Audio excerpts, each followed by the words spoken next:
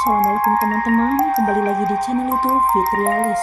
Kali ini saya akan kembali menceritakan sebuah kisah misteri dengan judul Sosok Wanita Bergaun Kuning dan Sosok Abah yang selama ini menungguku di perjalanan kami menuju pantai selatan.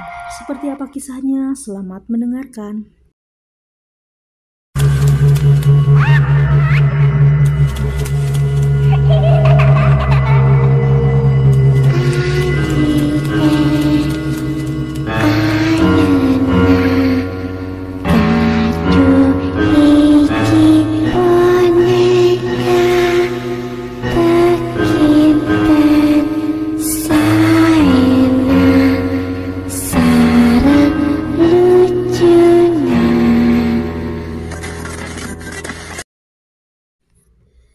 Namaku Diana. Aku seorang wanita berusia 27 tahun dan kini aku sudah menikah. Kejadian mistis yang kualami terjadi 4 tahun silam. Saat itu aku dan suamiku berusia 23 tahun. Kami memang seumuran. Di tahun 2020 aku dan suamiku menikah. Dan 4 hari setelah acara pernikahan kami, suamiku mengajakku untuk pergi berlibur ke sebuah pantai yang berada di jalur selatan. Pantai yang sangat terkenal dengan luas dan keindahan pasir putihnya. Pantai yang konon memiliki sejuta misteri yang sudah sejak dulu berubah menjadi sebuah legenda yang sangat terkenal hingga saat ini. Saat itu kami melakukan perjalanan tidak hanya berdua saja. Dekat kami pun ikut serta. Ada yang sendiri dan ada juga yang mengajak pasangannya. Perjalanan kami mulai dari pusat kota Bandung dengan menggunakan sepeda motor. Kurang lebih ada 4-5 motor kalau tidak salah.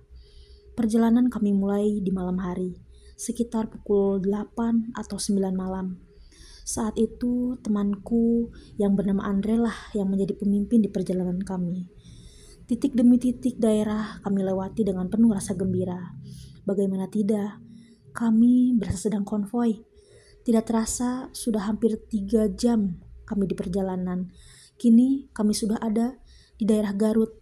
Sesekali kami berhenti untuk sejenak beristirahat, sekedar untuk minum kopi, makan snack, dan mengobrol agar terhindar dari rasa ngantuk. Perjalanan pun kami lanjutkan kembali. Kini arah kami menuju kota Tasik, kota yang dikenal dengan aneka ragam kerajinan tangannya. Di perjalanan dari Garut hingga menuju Tasik, kami seringkali berpapasan dengan mobil-mobil yang ukurannya cukup besar, seperti bus dan truk pengangkut pasir dan lainnya. Membuat kami harus ekstra hati-hati saat membawa kendaraan. Di sekitar daerah Gentong, kami memutuskan untuk membeli bahan bakar motor di sebuah pom yang cukup besar. Saat motorku tengah diisi bahan bakar, tiba-tiba pandanganku melihat ke seberang jalan raya. Tepat ke satu titik di mana di sana terlihat ada sesosok kakek tua memakai tongkat dari potongan ranting pohon. Ya, dia mengenakan baju pangsi hitam lengkap dengan ikat di kepalanya. Kami pun saling bertatapan. Tatapan dari sorot mata yang kurasa cukup dalam. Seolah memberi salam padanya, aku pun menundukkan sedikit kepalaku. Lalu, kakek itu tersenyum. Dan mata kami kembali saling bertatapan. Bahan bakar pun selesai. Kami melanjutkan perjalanan. Namun, saat kulihat kembali ke arah yang tadi, sosok kakek itu masih ada dan masih terdiam sambil menatap ke arahku. Sedikit ada rasa takut, tapi aku berusaha melupakannya. Aku dan teman-teman yang lainnya fokus pada perjalanan kami. Ada yang ngebut, dan ada juga yang santai saat menjalankan motor. Hal itu membuat beberapa dari kami jadi terpisah. Meninggalkan daerah Gentong, aku dan 2 motor yang lain memutuskan untuk berhenti sejenak sambil minum kopi. Dan sambil menunggu beberapa motor temanku yang tertinggal di belakang. Kami membeli 3 cangkir kopi di sebuah warung kecil yang ada di pinggir jalan. Namun, saat itu suamiku tidak menghabiskan kopinya. Sisa kopi miliknya ia buang begitu saja. Sementara Saat aku hendak meminum kopi milikku, tiba-tiba secara tidak sengaja suamiku menyenggol gelas kopi itu hingga kopinya pun tumpah. Tanpa sadar, aku marah padanya karena menumpahkan kopi itu. Lalu tiba-tiba aku mendengar bisikan jelas di telingaku seperti ini. Cikeneh karek adek ngopi geus bae deui. Terdengar jelas suara kakek-kakek berbisik di telingaku dengan nada bicara yang sedikit kesal. Aku pun kembali tersadar dan mencoba untuk tidak menghiraukannya. Lalu beberapa teman yang tertinggal pun terlihat mendekat dan kami melanjutkan perjalanan. Di perbatasan Ciamis dan Gentong, tiba-tiba turun hujan. Walau tidak begitu besar, kami mencoba berhenti untuk berteduh. Tapi anehnya, saat kami berteduh, hujannya tiba-tiba berhenti. Dan saat kami maju kembali, hujan malah turun dan cukup besar. Dirasa hujan makin besar, kami memutuskan berteduh di sebuah balai desa yang persis di seberang jalannya terdapat sebuah gapura perumahan. Saat itu jam menunjukkan pukul 2 dini hari. Anehnya, di balik gapura itu, aku melihat begitu banyak aktivitas manusia. Banyak orang yang berlalu lalang melewati gapura itu. Aku memperhatikan orang-orang itu. Tapi, kata temanku, saat itu mereka melihatku melamun saja sambil memandangi gapura yang di baliknya tertutup rumput dan ilalang yang tinggi. Ya, ternyata apa yang kami lihat jauh berbeda. Mungkin yang aku lihat adalah aktivitas para makhluk gaib, sedangkan teman-temanku hanya melihat rerumputan.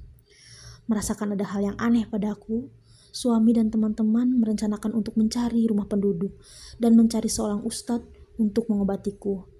Saat meneruskan perjalanan mencari rumah penduduk, tiba-tiba aku dan teman-temanku bisa melihat berbagai jenis makhluk tak kasat mata.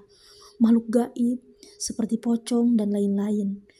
Mereka terlihat berada di pinggir jalan dan di dekat pohon-pohon yang ada di pinggir jalan itu juga. Kami semua kaget dan secara tidak sadar, semua motor yang kami kendarai melaju dengan begitu kencang. Di sebelah kanan jalan, aku melihat sosok kakek yang tadi ada di seberang SPBU. Kakek itu menghampiriku dan berjalan di sebelah motorku, benar-benar di luar nalar. Langkah kaki sang kakek bisa menyamai laju motor yang dikendarai oleh suamiku. Aku juga heran, kenapa kakek itu bisa ada di sini. Lalu kakek itu berbicara. Nadanya seperti bertanya padaku seperti ini. Karek pendak deui nyanyi. Oh iya geningan anu diantosan ku abah teh, lanjutnya. Lalu aku bertanya, apa maksudnya kek?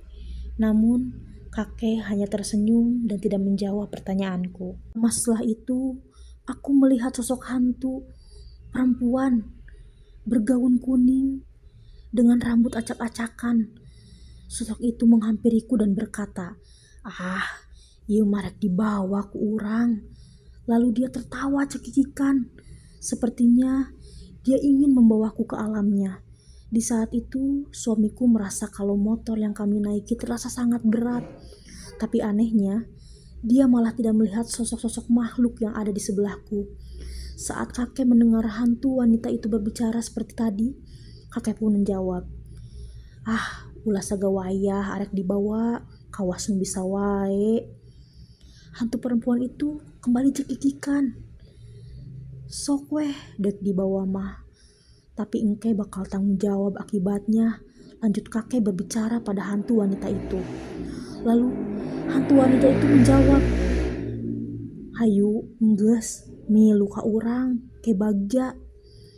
Kata wanita itu, tong diwaler nyi, kakek itu menjawab. Setelah mendengar perkataan kakek, hantu wanita itu pergi menjauh dari motor kami. Lalu kami melihat ada kucing yang berlari mengejar hantu wanita itu. Namun naas, saat kucing itu berhenti, kami malah tidak sengaja menabraknya. Ya, kucing itu tertabrak karena tiba-tiba berhenti di depan motor kami. Namun anehnya, seperti tidak terjadi apa-apa, kucing itu malah kembali lari dan kembali mengejar hantu wanita atau hantu perempuan bergaun kuning itu. Aku dan teman-teman berhenti sejenak untuk menenangkan pikiran. Kami mencoba untuk mencari kucing yang tadi tertabrak. Mana tahu kan, kalau kucing itu terluka. Di situ kami teringat dengan sebuah mitos yang kalau di mana menabrak kucing, kita akan tertimpa hal buruk.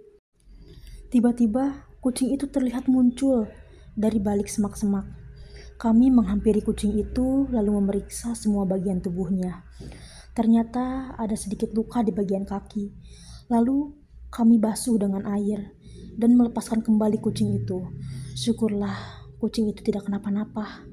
Merasa sedikit lega, kami lalu melanjutkan perjalanan. Tidak ada lagi sosok-sosok yang menyeramkan yang kami lihat. Namun ternyata saat kami melewati perbatasan kota Banjar, sosok kakek itu kembali ada di sampingku. Dan sosok kakek itu terus mengikuti hingga sampai ke pantai tujuan kami. Lalu dia berkata, "Tos nih, ku abah terus dijajabkeun, kemun bade uwi deui, ku abah diantarkeun deui nya." Setelah kami sampai di penginapan pun, ternyata sosok kakek itu masih mengikutiku. Namun ia berada cukup jauh dari kami. Di sana kami membuat beberapa cangkir kopi. Namun suami dan teman-teman melihat kalau aku meminum kopi yang masih sangat panas saat itu. Melihat kejadian itu, mereka hanya bisa terdiam. Sejak itu, aku tidak melihat kemunculan sosok kakek lagi di sekitar penginapan.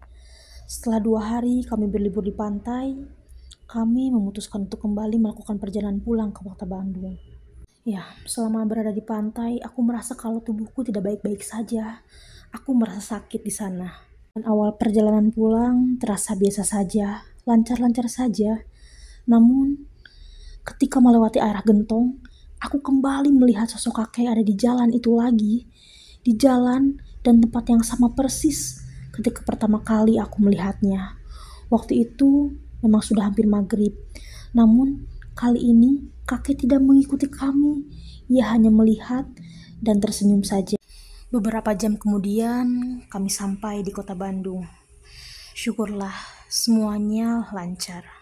Langsung pulang ke rumah, aku dan suamiku, kami memutuskan untuk mampir ke rumah orang tuaku untuk sekedar memberikan sedikit oleh-oleh. Lalu di sana, aku menceritakan semua yang kami alami selama di perjalanan. Ibu menjelaskan kalau ternyata sosok kakek itu kemungkinan besar adalah leluhur dari keluargaku yang dahulu memang asli berasal dari daerah Gentong dan dulu beliau adalah seorang jawara di kampungnya. Tak heran mengapa ia terlihat mengenakan baju pangsi lengkap dengan ikat di kepalanya. Ternyata memang seorang jawara.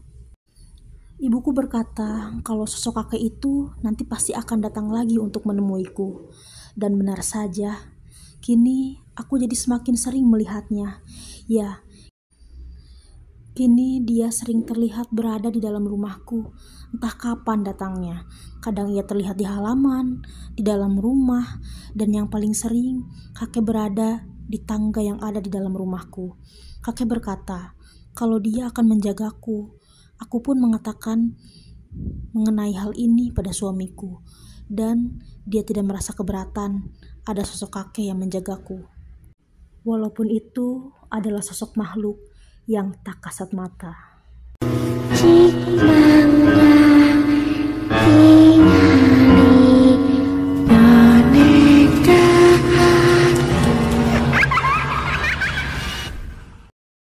Sekian cerita untuk kali ini teman-teman. Jangan lupa like, komen, dan subscribe. Sampai berjumpa lagi. Wassalamualaikum warahmatullahi wabarakatuh.